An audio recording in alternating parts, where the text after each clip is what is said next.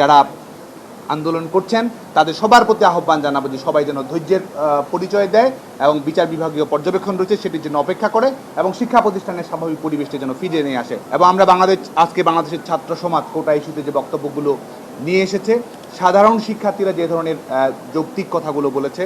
সাধারণ শিক্ষার্থীদের তরফ থেকে যে উচ্চারণগুলো এসেছে,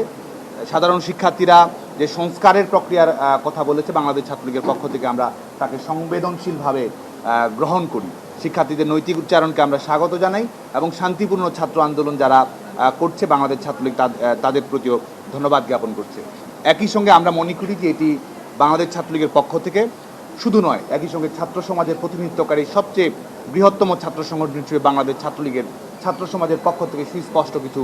বক্তব্য রাখা প্রয়োজন। কারণ এটি এমন একটি বিষয় যে বিষয় নিয়ে আপনারা জানেন যে যেহেতু এটি আপিল বিভাগের বিচারাধীন বিষয় রয়েছে, এর আগে নির্বাহী বিভাগের প্রজ্ঞাপন জারি করা হয়েছে এবং সরকারি চাকরিতে কোটার বিষয়টি আমরা বলেছি বাংলাদেশ ছাত্রলীগের পক্ষ থেকে আমরা এটির একটি যৌক্তিক, অন্তর্ভুক্তিমূলক, যুগোপযোগী এবং টেকসই সমাধান আমরা প্রত্যাশা করছি এবং সেই সমাধানটি হবে আমাদের বাংলাদেশের সংবিধান এবং আমাদের নির্বাহী বিভাগের বাংলাদেশের জনগণের প্রতিনিধিত্বকারী বাংলাদেশ আওয়ামী লীগ সরকার, বাংলাদেশের তরুণ প্রজন্মের আস্থার শেষ ঠিকানা, তরুণ প্রজন্মের হৃদয়ের স্পন্দন মাননীয় প্রধানমন্ত্রী বঙ্গবন্ধু দেশরত্ন শেখ হাসিনা যে অন্তর্ভুক্তিমূলক সমাজ ব্যবস্থা তৈরি করতে যাচ্ছেন, মুক্তিযুদ্ধের চেতনা বাস্তবায়নে আমাদের গোটা দেশকে ঐক্যবদ্ধভাবে নেতৃত্ব দিয়ে যাচ্ছেন সমস্ত ষড়যন্ত্র মোকাবেলা করে, তার আলোকেই এই সমস্যার একটি স্থায়ী সমাধান হবে বলে আমরা দৃঢ়ভাবে বিশ্বাস করি। আপনারা দেখুন যে 2018 সালের আন্দোলনের পরিপ্রেক্ষিতে সরকার একটি পরিপত্র জারি করেছিল এবং সেই পরিপত্রের আলোকেই পরবর্তীতে বাংলাদেশে বিসিএস সহ আমাদের প্রথম এবং দ্বিতীয় শ্রেণীর 9ম থেকে 13তম গ্রেডে সেই প্রক্রিয়ায় চাকরির নিয়োগ পরীক্ষা অনুষ্ঠিত হয়েছে। পরবর্তীতে হাইকোর্ট বিভাগে একটি মামলার পরিপ্রেক্ষিতে আপনারা জানেন যে হাইকোর্ট বিভাগ একটি রায় দিয়েছে এবং তারপরে আপনারা জানেন যে সরকার পক্ষের আইনজীবীরাই কিন্তু সেটির বিরুদ্ধে আপিল করেছে এবং সরকার পক্ষের আইনজীবীরাই কিন্তু নির্বাহী বিভাগের পরিপত্রের পক্ষে কথা বলেছে এবং এটি যৌক্তিক সুরাহার জন্য আমাদের আইনজীবীরা তাদের মতামত আদালতে তুলে ধরেছে এবং সেটির পরিপ্রেক্ষিতে আমাদের বিচার বিভাগ তাদের নিজস্ব কিছু মতামত দিয়েছে। আমরা মনে করি যে এই আজকে গত কয়েকদিন ধরে যে পরিস্থিতিটি তৈরি হলো, শিক্ষার্থীরা বিশেষ করে সাধারণ শিক্ষার্থীরা অবশ্যই আমরা মনে করি যে তারা ধৈর্যের পরিচয় দিয়েছে, কিন্তু যারা বিশেষ করে যে প্রবণতাটি রয়েছে সাধারণ শিক্ষার্থীদের আবেগ অনুভূতিকে ব্যবহার করার, সে জায়গায় বাংলাদেশ ছাত্রলীগের কিছু প্রশ্ন রয়েছে যেটি আইনগত প্রক্রিয়াতেই সমাধানের দিকে যাচ্ছিল। বিচার বিভাগের স্বাধীনতা এবং আমাদের রাষ্ট্রের যে 3টি পৃথক অঙ্গ তার প্রতি স্বাতন্ত্রীকরণের প্রতি আমাদের বাংলাদেশের নাগরিকদের, সুনাগরিকদের যে সম্মান রয়েছে সেটিকে প্রশ্নবিদ্ধ করে এমন কোনো কর্মকাণ্ডে কারো যাওয়াকে আমরা সাধুবাদযোগ্য বলে মনে করি না। সে কারণেই এই বিদ্যমান সমস্যাটির একটি আইনগত সমাধানের সুস্পষ্ট দরজা উন্মুক্ত থাকা সত্ত্বেও আমরা মনে করি যে ভিন্ন কোনো পন্থা অবলম্বন করা আমাদের তরুণ প্রজন্মের জন্য আশা জাগা নিয়ে নয় এবং যেটি আদালতের মাধ্যমে সমাধান হচ্ছিল এবং বর্তমান সময়েও যেখানে নির্বাহী বিভাগের পরিপত্র জারি রয়েছে, যেখানে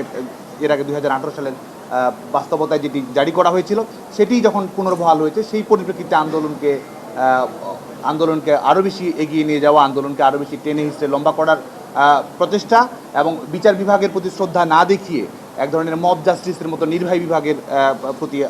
আদেশ জানানো, এটি আমরা মনে করি যে এটি সুচিন্তিত কোনো পরিকল্পনা নয় বলে আমরা মনে করি। আজকে যেহেতু একটি আদালত সময় নিয়েছে এবং বিবদমান সময়ে কোনো ধরনের কোটা না থাকার কথা আদালত বলেছে, সেই সময়ে সাধারণ শিক্ষার্থীদেরকে আমরা আহ্বান জানাবো এবং সাধারণ শিক্ষার্থীরা সেই রায়ের পরিপ্রেক্ষিতে গতকালকের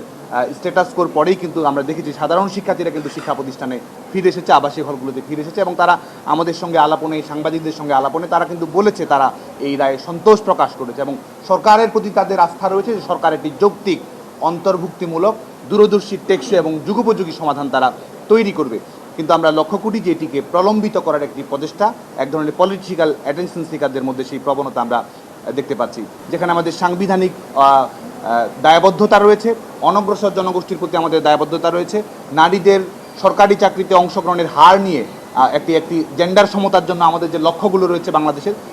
সেই চ্যালেঞ্জগুলো যখন আমরা অতিক্রম করছি তখন নারীদের পর্যাপ্ত প্রতিনিধিত্ব রয়েছে কিনা, অনগ্রসর জনগোষ্ঠীর পর্যাপ্ত প্রতিনিধিত্ব রয়েছে কিনা, পার্বত্য চট্টগ্রামের আদিবাসীদের ও আমাদের ক্ষুদ্র নৃতাত্ত্বিক গোষ্ঠীদের কোনো পর্যাপ্ত প্রতিনিধিত্ব রয়েছে কিনা, তাদের মতামতের কোনো ধরনের তোয়াক্কা না করে